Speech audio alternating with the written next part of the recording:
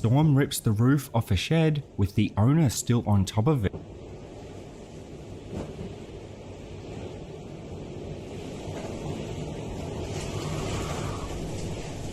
Besides a couple of bruises, he was completely fine.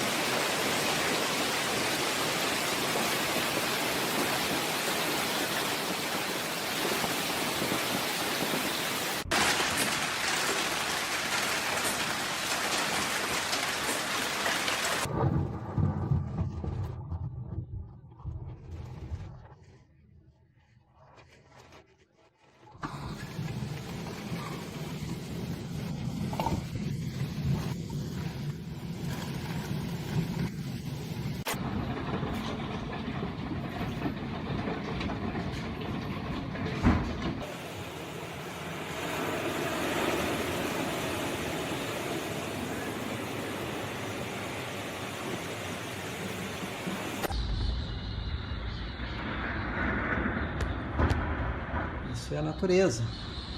Barra Shopping Sul.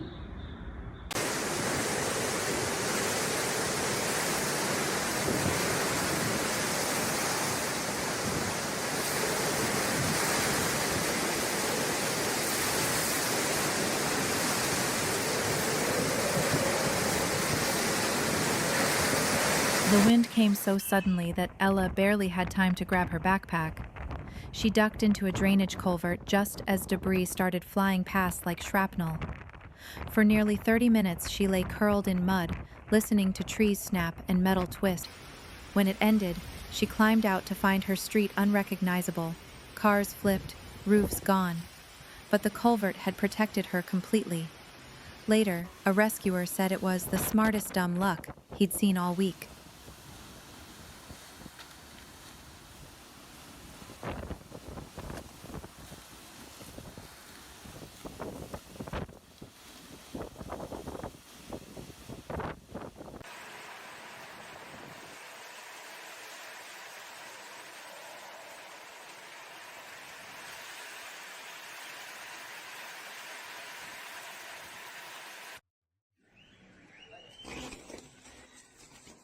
After the storm cleared, dozens of residents posted photos of found items to help neighbors reconnect with lost property.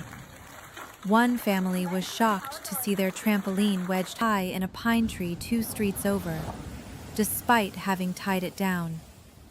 It looked like a nest for giant birds, the father said. The trampoline frame was twisted, but mostly intact. With help from a tree service, they managed to recover it. Next time, he laughed, I'm chaining it to the car. Officials continue to warn that unsecured backyard items can become deadly projectiles in hurricane winds.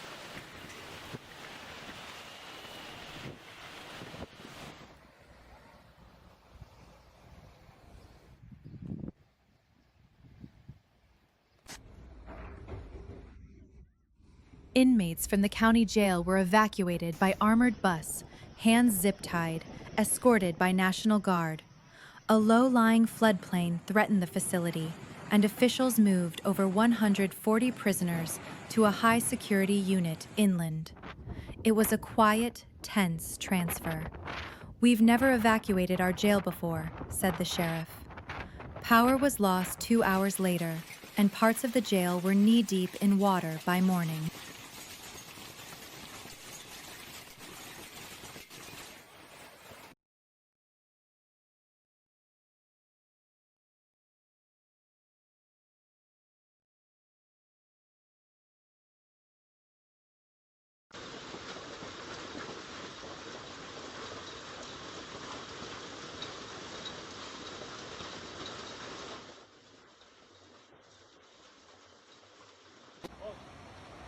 In the early hours after the hurricane made landfall, 62-year-old Marvin Ellis carried his paralyzed neighbor 2 miles through waist-high floodwaters to reach a rescue point.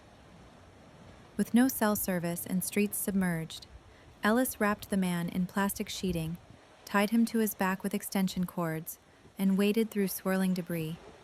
"I couldn't leave him. He's family," Ellis said. Both were treated for exhaustion and exposure. Paramedics say their survival came down to Ellis's strength, calm thinking, and deep sense of duty. "He saved my life," the neighbor whispered from his hospital bed.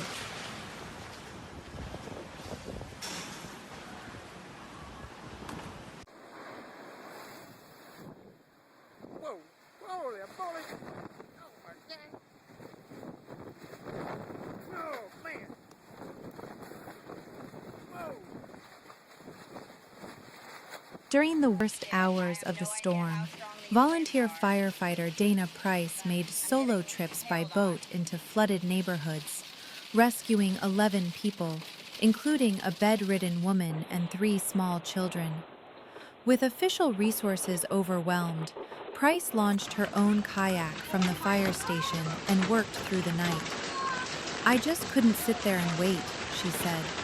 Battling wind, darkness, and floating wreckage, she pulled one family from a rooftop using bed sheets as rope. Residents are calling her a hero. "She didn't hesitate," one survivor said. "She saved us when no one else could get through."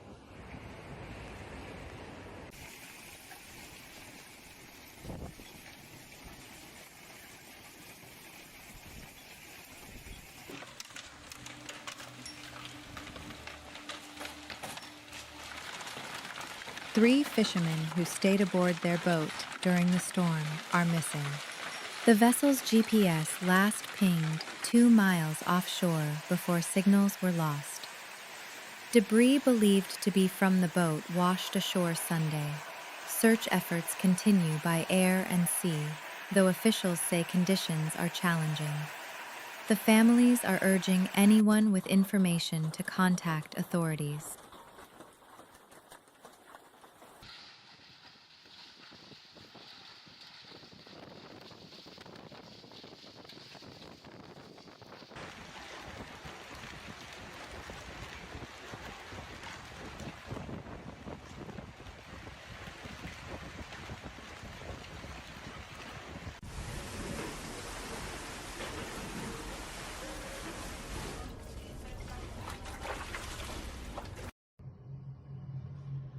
Paramedics carried a boy with cerebral palsy down 4 flights of stairs after the elevator failed and rising water threatened the building. His wheelchair was damaged, but they improvised with a rolling dolly and straps. "They didn't hesitate," said his mother. "They treated him like family." The family was later airlifted to a shelter equipped for medical needs.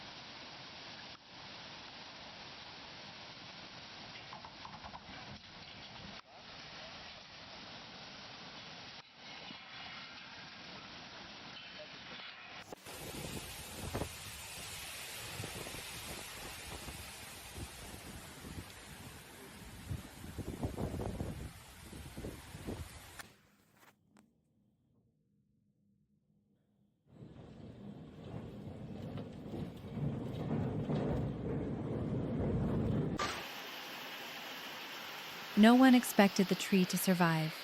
It had stood in the town square for over a century, and as the storm hit, people watched it bend almost to the ground. The next morning, every building around it was damaged. Windows shattered, signs ripped off, but the tree still stood, stripped of leaves but upright. Someone tied a ribbon to its trunk. 2 days later, others added flowers, candles, handwritten notes. It became a quiet monument to the idea that some things, even in chaos, can hold fast.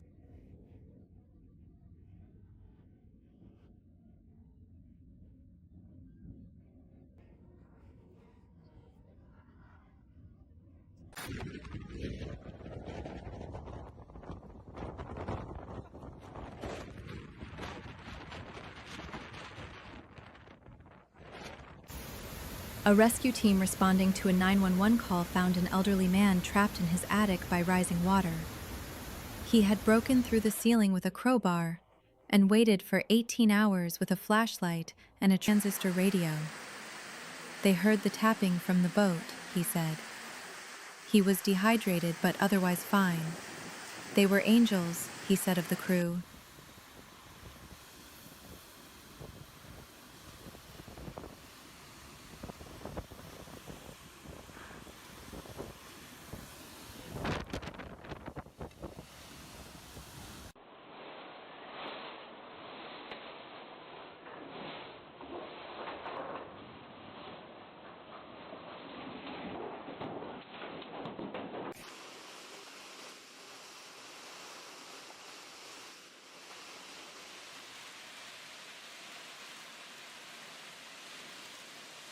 A man's entire roof was torn off in a single gust. But what stunned neighbors most was that it landed upright, perfectly intact, 2 houses down. It was like a hat blown off someone's head, one witness said. No one was hurt, though the home is now considered structurally unsafe. Insurance adjusters called it an extremely rare wind pattern event. The homeowner joked, "If anyone needs a roof, I've got a spare."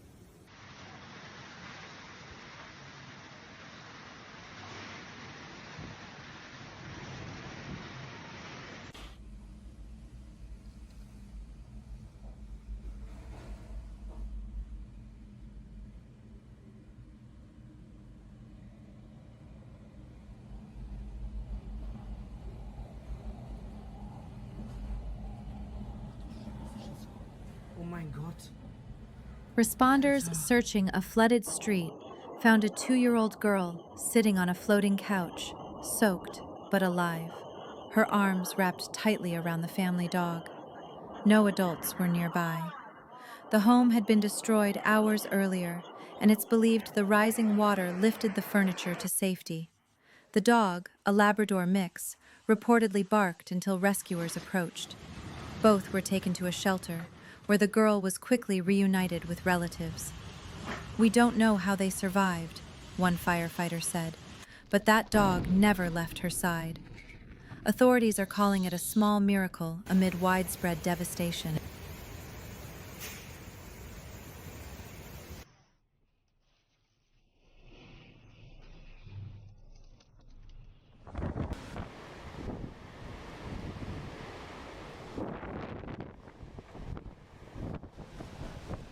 Preliminary assessments show that nearly 70% of homes and buildings in the coastal counties sustained wind-related damage during the recent hurricane. Over 40 mobile homes were completely overturned, and at least 12 commercial structures lost significant portions of their roofs. Utility poles were snapped along 19 major roads, and wind gusts were measured up to 129 miles per hour in some areas. Officials noted that older buildings were disproportionately affected. Insurance teams have begun documenting losses, with early estimates in the hundreds of millions. Emergency shelters remain at capacity as debris removal continues.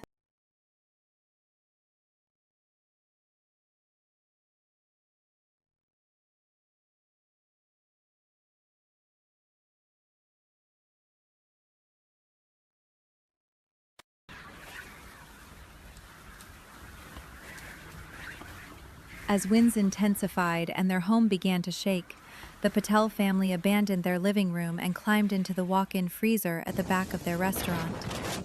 With wind screaming outside and parts of the roof tearing away, they sat in darkness for over an hour, surrounded by bags of frozen vegetables and crates of meat. It was the only room with no windows and a steel door, said Mrs. Patel. When they emerged, the dining area was destroyed, but the freezer was untouched. Cold never felt so safe, joked their teenage son.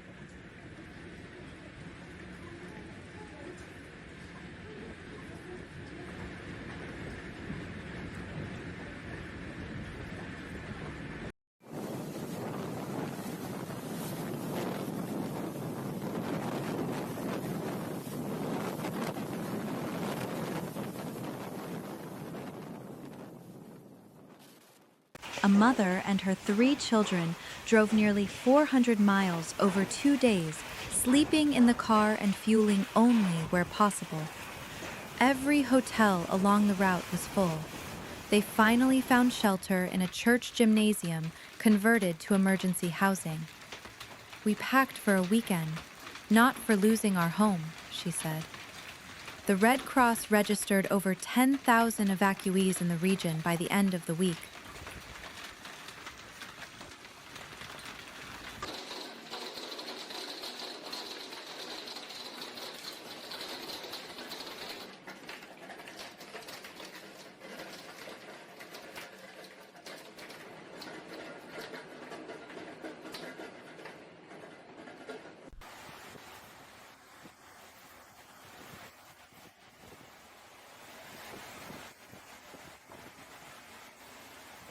She didn't cry when the window broke or when the front door blew open. But when she saw her wedding photo floating face down in the living room, water pooling beneath it, something in her cracked. She picked it up, wiped it gently, and sat down in the middle of the chaos, holding it in her lap. "We'll be okay," she said aloud, though no one else was there. Hours later, when help arrived, she was still sitting there, calm, still, like part of the house itself.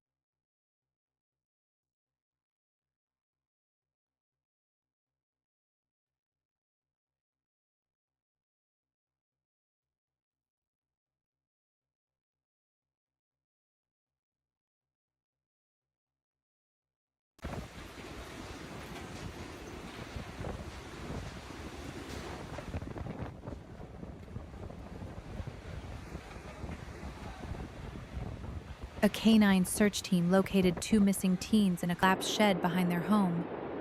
They had taken shelter there after the main house roof failed. The dog alerted to movement under debris. Rescuers dug them out with hand tools. Both were cold and bruised, but safe. "We thought no one knew we were here," said one of the teens through tears.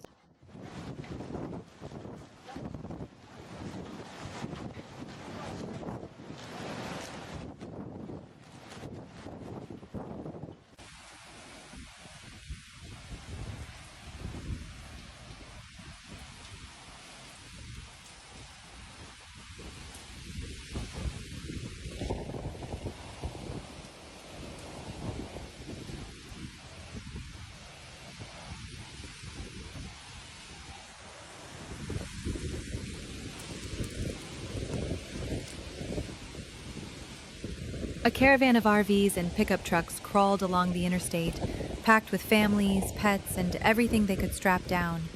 Some pulled boats, others had tarps over furniture. Gas ran out in 2 towns, and the National Guard airlifted fuel to stranded drivers.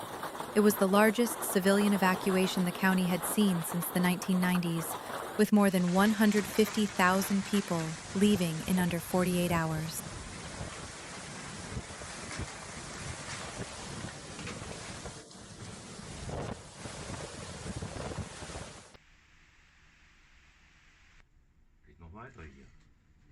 Oh wei, hier ist gerade ein Tornado in Mannheim und gerade ist unser Hallendach weggeflogen. Ja, schauen wir mal, ob wir morgen im Trockenen arbeiten.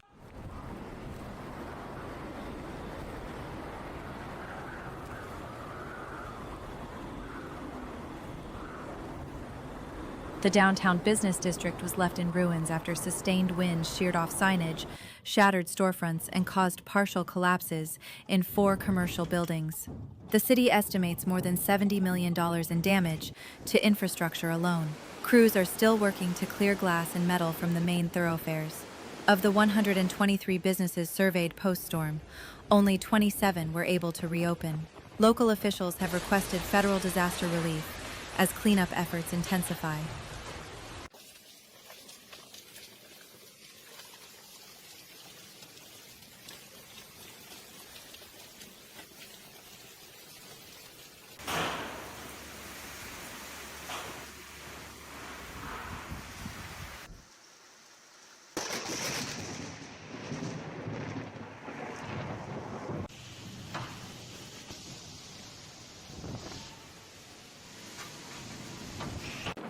More than 800 homes were damaged or destroyed across the 3-county region after the storm's landfall. Preliminary aerial surveys revealed entire neighborhoods with only concrete slabs remaining. Emergency services reported over 1,200 calls in the first 12 hours. Winds exceeding 130 miles per hour tore roofs from apartment buildings and scattered insulation across highways. Officials estimate it will take at least 6 months to restore power fully. This is the worst structural damage we've seen in decades, said the regional director of emergency management.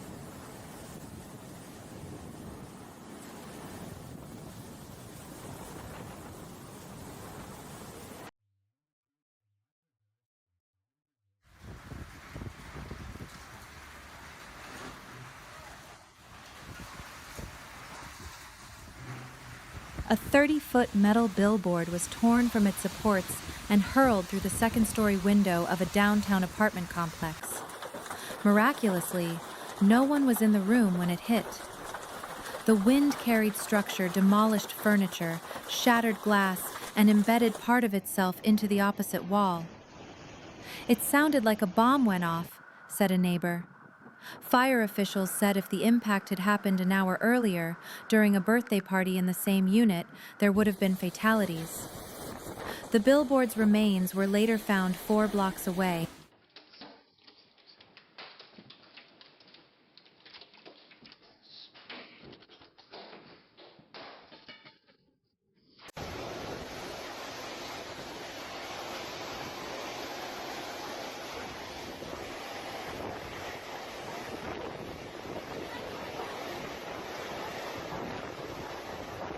First responders were stunned to find an SUV lodged halfway into the second-floor balcony of an apartment complex.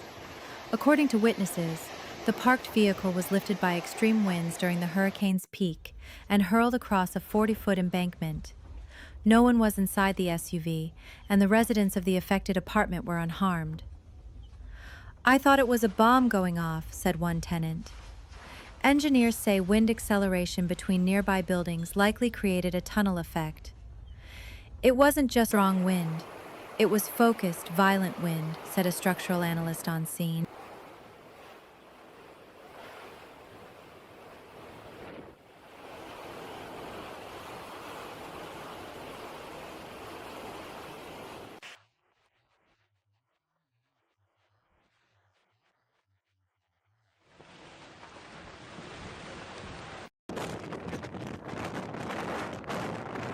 Over 4,000 utility poles were downed across the affected zone, leaving more than 300,000 residents without power. Some communities may remain dark for weeks. Substations flooded, transmission lines snapped, and transformer fires were reported in multiple locations. Repair crews from 6 neighboring states have been dispatched, working 16-hour shifts. "We've never had this many lines down at once," said a utility spokesperson. Hospitals and shelters are running on backup generators, with fuel being airlifted into remote areas.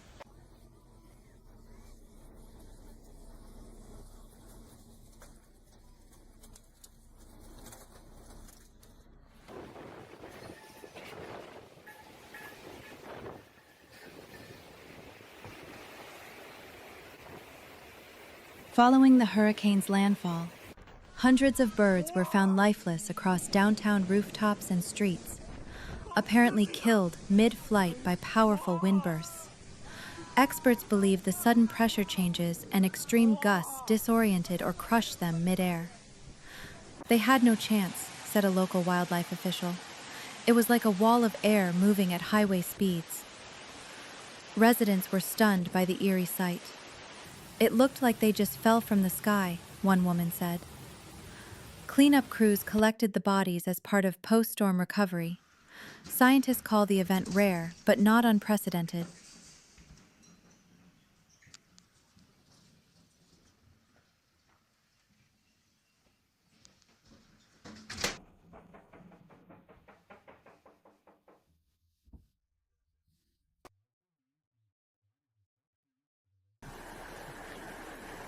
After the hurricane and widespread flooding along the southern coast, rescue teams found 17-year-old Lucas Reyes floating alone through a submerged neighborhood, clinging to the door of a refrigerator.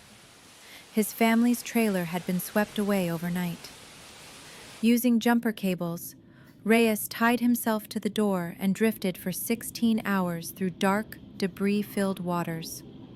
"I just kept thinking I had to stay awake," he told medics. Cold, dehydrated, and covered in cuts, he was taken to a local hospital and is expected to recover fully.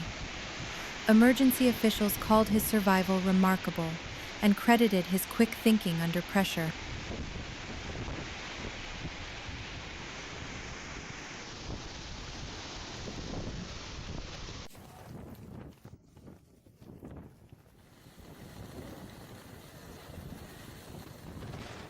At 3 a.m., police cruisers drove slowly down residential streets, loudspeakers repeating evacuation orders in English and Spanish. Most families had already gone, but some waited too long. Volunteers knocked on doors, helped an elderly woman down the stairs, and carried a toddler wrapped in a blanket. Buses idled at the school parking lot as final groups climbed aboard. Hours later, that neighborhood was underwater. "We got out just in time," said one man, still clutching his dog.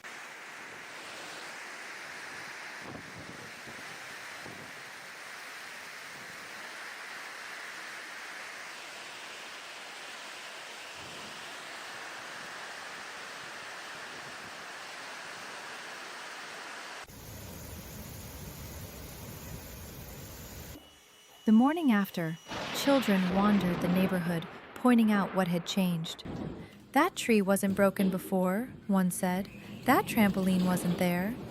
They turned it into a game, spot the difference, but the parents watched in silence, tallying lost cars, collapsed roofs, shredded fences. One boy found a soggy storybook in a ditch and began reading aloud, sitting cross-legged on the wet sidewalk. Others joined him. For a moment, no one remembered the night's terror, only the sound of a child's voice trying to bring a story back to life.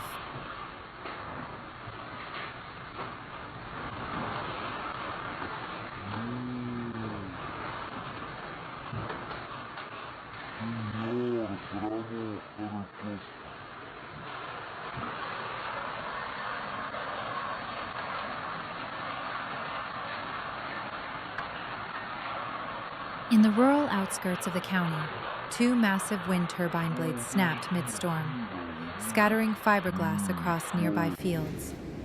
Residents say the sound was like cannon fire. One farmer found a 12-foot shard embedded in his barn. "It missed the cows by inches," he said. The turbines, rated for high winds, weren't meant to withstand the recorded 140 miles per hour gusts. No injuries were reported, but the incident reignited debate about wind energy infrastructure in hurricane-prone areas. Engineers have been dispatched to assess the remaining turbines for structural weakness.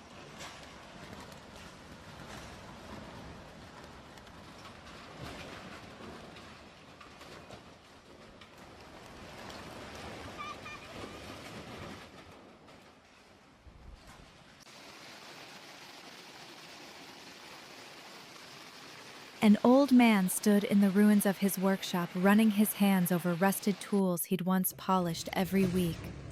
The wind had knocked down one wall, but left the other three standing, like a set on a stage. He didn't speak much as neighbors offered help.